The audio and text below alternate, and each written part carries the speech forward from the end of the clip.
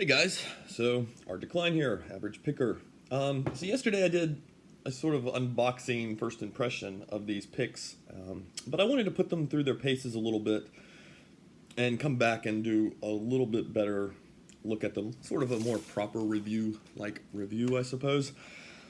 So yeah, last night I picked on about 30, 35 locks with them.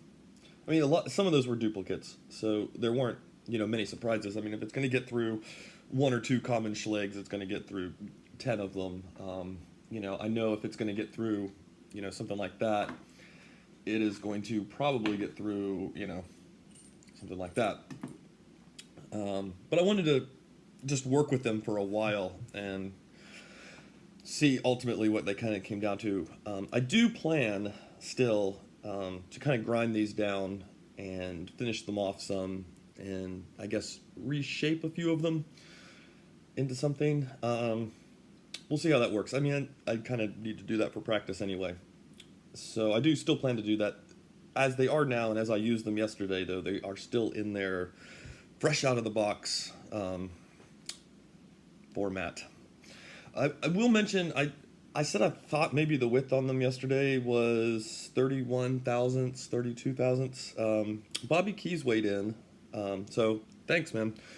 And he said he had the 12 piece, and his were about 28 thousandths on the width. And he said he actually has a couple that he still uses, so that would suggest the longevity of these is possibly longer than what I might suggest when we take a closer look at some of this. So keep that in mind. So I appreciate that information. That was cool, man. So I do not.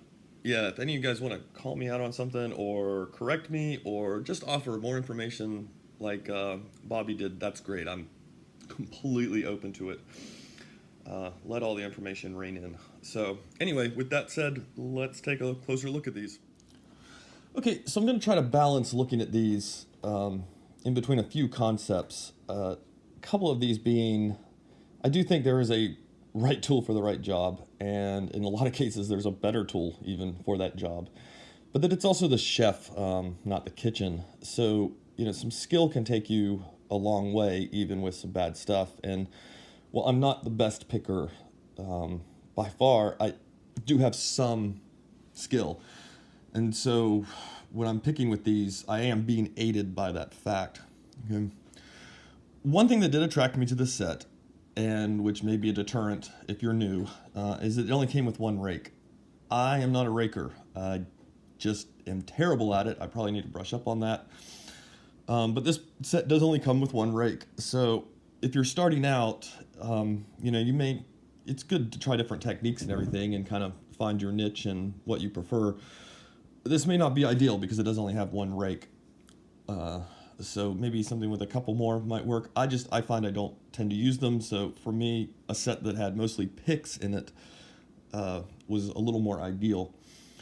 As I picked through the locks yesterday, I did end up discovering there was maybe 8 tools that I used the most. I think including the tension wrenches. So where I could, I tried to stick to using their tension wrenches. That works out, not including the case and rubber handles. I don't know what that would be, but it works out to about $2.50 per thing that I found myself regularly gravitating towards or trying out. I did try out these golf club picks. They're interesting. I will say that. Yeah, interesting. There's kind of like a deforest postal hook that's not quite either one. Something like that. So at $20, and like I said, I've seen these, I feel like ranging from $20 up to about $40. And there are some similar smaller sets of these on Wish that were as low as $1. But at $20, this falls pretty squarely into what I would kind of consider a beginner's dilemma as far as purchasing these go. Okay, so I'll just give you a few other observations I made, I guess, while working with them last night through the 30 or something odd locks, and kind of let you decide, if that's a plus or bonus for you, or plus or minus. Um, I mentioned I think they do look good at a distance. They look like picks. They are long, and my feeling on that is that is not going to be that beneficial to a new picker. That you're going to end up gravitating towards initially sliding the pick in too far, and that plays into a couple other issues that I found with these, which we'll get into in a little bit. So they do need to be filed down though, and they do work as a file. So I don't know if you can see that. That's after about 20 seconds of filing. We got into that key pretty well. So if you're in a jam to finish off a key or something, you could grab your pick, flip it around, and maybe finish it off with it a little bit. So that kind of tells you how rough they are. The case is all right. Taking them in and out of the case is a little bit awkward, but that's not a huge deal. I don't really particularly care about the case. Like I said, there's only about 8 that I was really moving towards using. That's going to be an issue that you run into a lot of sets, especially at the lower price points. They throw a lot of tools in, and you end up only using like maybe half of them or less, sometimes only one. They will pick a surprising number of locks for me. Okay, so your results are going to vary, but I was a little bit surprised at how many locks I was able to get through. And I think that's because the strongest thing these picks have going for them is how narrow the shank is. So we're talking this part here, right? We're not talking the width of them this way. We're talking about this part. This is very narrow. And that, I think, is what these picks are really benefiting from as far as their usability. If those shanks were wider, I think they'd be in a bit of trouble. They are very rough. We mentioned that. They are thick, so it's going to take some work with them. And that plays into the part that when you're working with them, you can hear and feel them filing around inside the lock. And that all kind of, that and the width, it deadens the feedback and everything that you're getting from them. So if you're already getting prone to sticking them in too far, and they're thick and you're banging into the warding, it's not going to be a great experience. I was having cases where I was having trouble being able to tell if I was just hitting the warding on a lock with the side of the pick or if I was actually on a pin. So new pickers, and I sympathize with you guys if you're now, especially if you're using something like this. There's a lot of questioning about, I can pick this lock, but I don't feel like I'm feeling the pins. I'm unable to count the pins, or I don't feel like I'm hitting each one. I feel like it's just kind of luck. Because of the width and because of how rough these picks are, that is going to be an issue for you. Like I said, I was having trouble even telling sometimes, am I on a pin or am I just on warding? So, because you're getting it gripping all up and down the shank there. Some of the picks come pre-bent, so that's a little questionable. To me, they feel like they're not only going to bend, but they feel like they're brittle. So it feels like they're not going to last too long. They're going to end up snapping at some point on a lift, especially for newer pickers who tend to be heavy-handed. If you're already gripping into the warding and being unable to distinguish that from a pin, and you start pushing harder and harder and harder, it does feel like you're going to bend, possibly snap one of these. They take about a month to arrive, so that's quite a chunk of time, especially if it's your first set and you're really anxious to get a hold of them.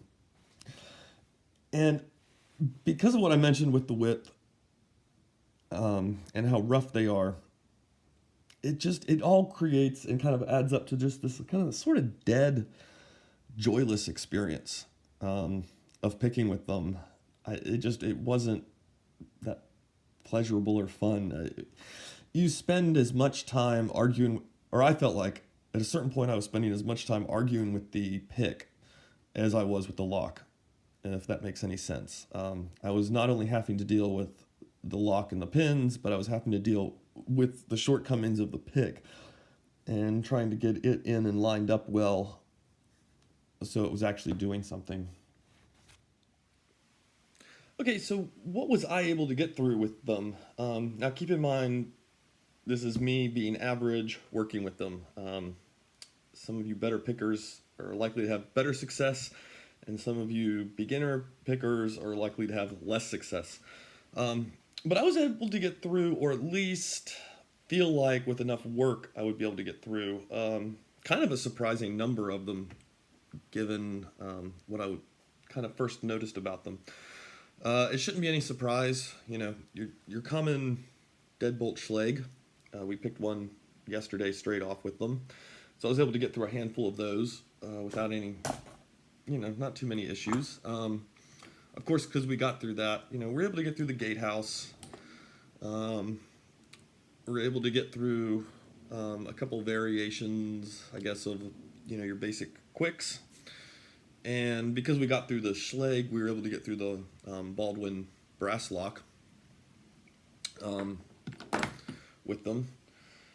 Did the Yale. We did this old Yale the other day on camera, so we were able to get through that.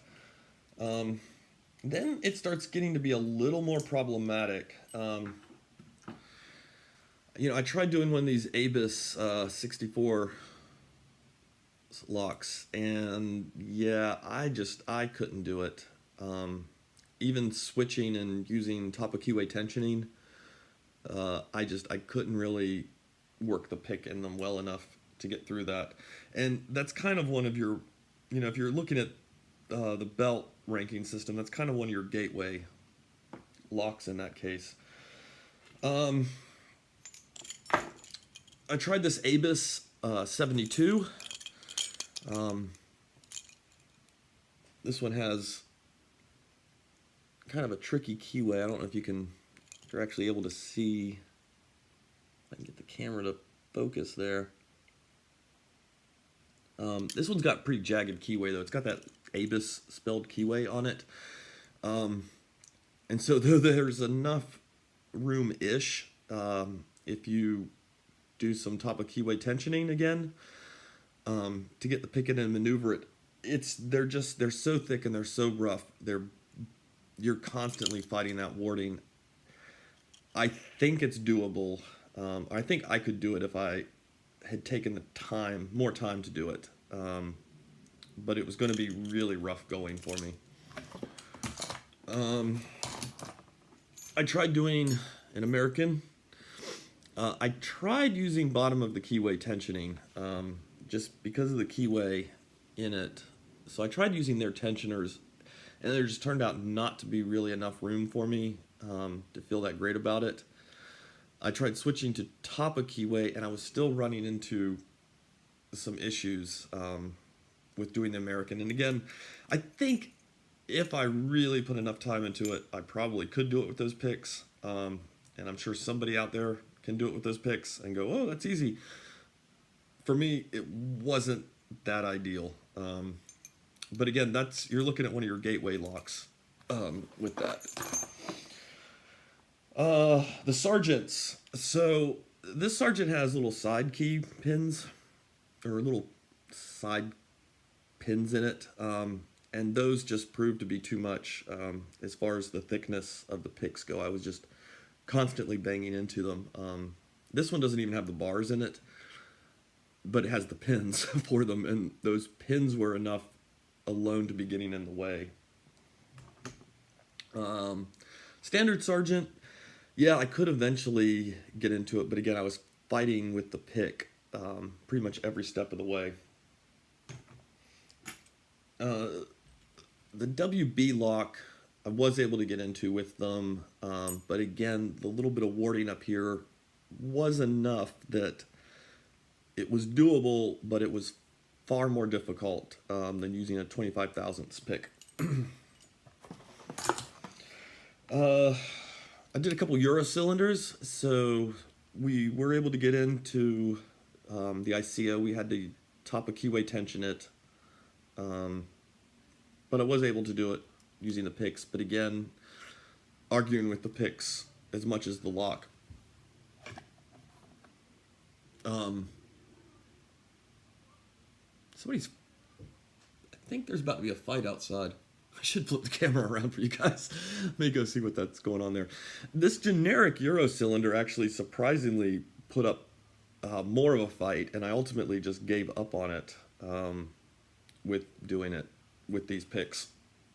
So I was a little bit surprised about that because I thought with the ICO I was probably going to be able to get into this one. But yeah, this one was just proving to not want to play with those picks very well. And I was able to get through a slew of these. A lot of these are variations of, Schlage keyways. They're not Schlage locks necessarily. There's Ilko and stuff. But again, I was fighting with the picks. The 6-pin Schlage, even though it's a pretty standard Schlage keyway, also was proving to be fairly difficult, but doable. Then I went all the way up to trying the Everest. So now, of course, with the tensioners that come with the set, that you're not going to be able to get into the Everest because you're not going to be able to get to that check pin. So you would need top of keyway. However, getting the picks in to hit the check pin was proving to be very difficult. One of them was able to do it. But I did have trouble getting the pick back out once I ran it in sideways to lift the check pin. It ended up jamming up. Yeah, there you can. This one just got stuck. There we go. And part of the problem is that little bit of warding where the key runs under. The width between the edge of that and the edge of the lock is enough that the pick ends up getting stuck, especially once you get some of those pins lifted. The pick would tend to jam. I don't know if you can really see it even without tensioning. It's hard to manipulate through there.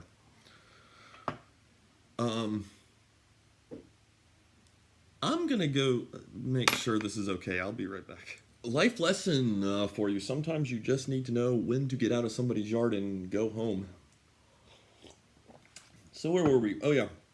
So that's what I was able to pick through, and I was kind of surprised, especially that I was able to get through a couple of the Euro cylinders.